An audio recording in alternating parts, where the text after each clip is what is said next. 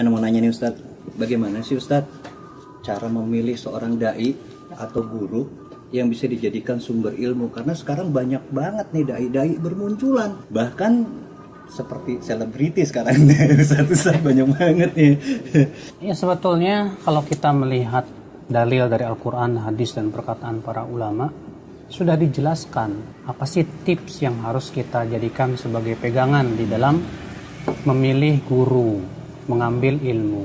Yang pertama adalah hendaknya guru itu lurus akidah dan manhajnya. Ditunjukkan oleh hadis Nabi Shallallahu Alaihi Wasallam. Nabi bersabda, Inna min asyratis sa'ah an yultamasal ilmu indal asagir. Sesungguhnya di antara tanda hari kiamat, ilmu itu diambil dari al-asagir. Hadis ini dikeluarkan oleh Ibnu Mubarak dalam kitab Az-Zuhd dan sanadnya sahih. Nah, Ibnu Mubarak berkata, apa yang dimaksud dengan al-asagir? Kata Ibnu Mubarak, al-asagir itu adalah ahli bid'ah. Sehingga itu menunjukkan bahwa tanda hari kiamat adalah orang mengambil ilmu dari orang-orang yang menyimpang pemikirannya. Berarti hadis ini menunjukkan tidak boleh kita mengambil ilmu dari orang-orang yang menyimpang. Ini dengan kesepakatan seluruh ulama. Pemahamannya nih Ustadz yang maksudnya. Iya, akidahnya. Pemahamannya, di mana dia mentaksil akidahnya di atas bukan akidah yang benar. Yang kedua, yaitu keahlian. Karena keahlian ini sangat penting sekali. Orang yang tidak ahli di bidangnya, yang tidak faham dalam suatu permasalahan, tidak boleh berbicara dalam masalah seperti itu. Makanya Allah mengatakan fas'alu ahla dzikri. Tanya ahlu dzikr. Apa itu ahlu dzikr? Yaitu orang yang ahli terhadap Al-Quran dan hadis Nabi Sallallahu Alaihi Wasallam. Makanya Imam Nawawi berkata, la yanbaghi li talibil ilmi an yatluba illa mimman kamulat ahliyat. Tidak layak penuntut ilmu mengambil ilmu kecuali dari orang yang sudah ahli. Ini berarti dia punya kemampuan yang dalam, keilmuan yang dalam terhadap Al-Quran dan hadis. Yang ketiga, ini adalah syarat keutamaan saja, berakhlak mulia yang bisa kita jadikan panutan dalam hidup kita. Karena kan yang mana guru kan singkatannya digugu dan ditiru kan, bukan wagu untuk ditiru. Yang pertama ini yang paling utama, masalah lurusnya akidah dan manhaj penting. Kenapa? Karena ini berhubungan dengan lurusnya akidah kita.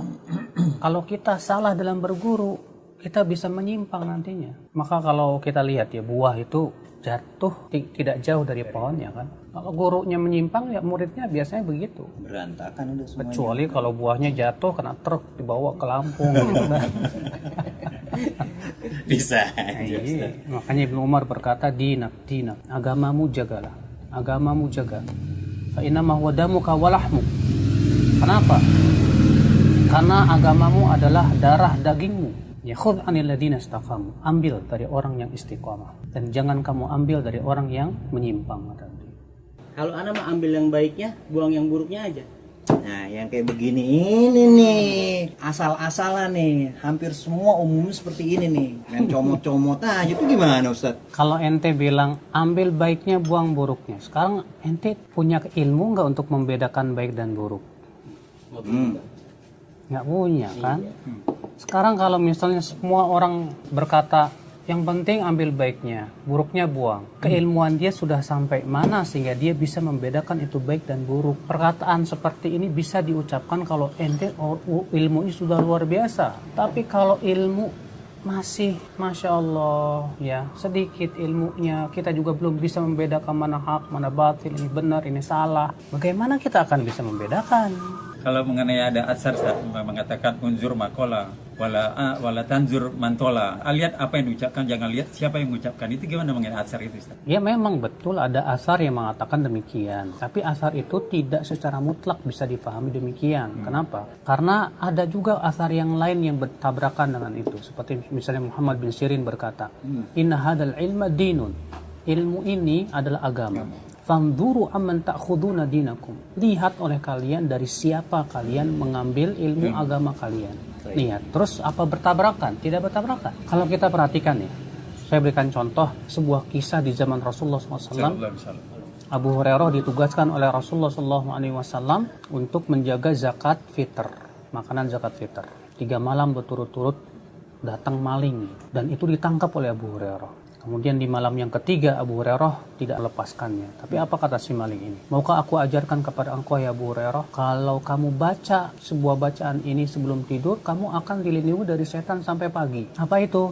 Baca ayat kursi. Akhirnya ia melapor ke Rasulullah. Apa kata Rasulullah? Shadaqaka wa huwa kadzub. Kali ini dia benar, walaupun dia tukang dusta. Tahukah kamu Abu Hurairah siapa orang yang 3 malam berturut-turut datang itu? Itu setan. Lihat, ketika yang diucapkan oleh setan benar, Rasulullah membenarkan.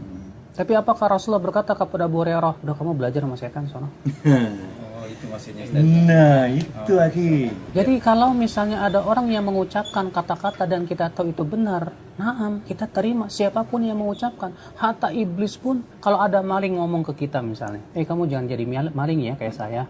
Terima nggak? Terima dong. Tapi kalau kita bersimpuh menuntut ilmu, nggak bisa kepada sembarangan orang. Harus bisa membedakan ya Ustaz. Iya, kalau kita bersimpuh menuntut ilmu, kenapa kita akan mengambil ilmunya? Maka dia harus orang yang mumpuni, dia harus lurus akidah dan manhajnya. Supaya apa? Supaya ini betul-betul membimbing kita dalam agama kita, dalam hidup kita. Harus dibedakan antara ini dan itu ya. Alhamdulillah. Nambah.